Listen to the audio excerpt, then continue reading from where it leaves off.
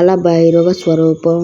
కాలభైరవుడు ఉగ్రరూపంలో ఉంటాడు. కాలభైరవుడి వాహనం కుక్క. అంతేకాదు పరమ పవిత్రమైన పావనమైన కాశీక్షేత్ర పాలకుడు కూడా కాలభైరవుడే. అందుకే వారణాసి వెళ్ళిన వారు కాలభైరవుడిని కూడా తప్పకుండా దర్శించుకోవాలి. అలా ప్రతి శివాలయంలో కూడా కాలభైరవ స్వరూపం ఉంటుంది.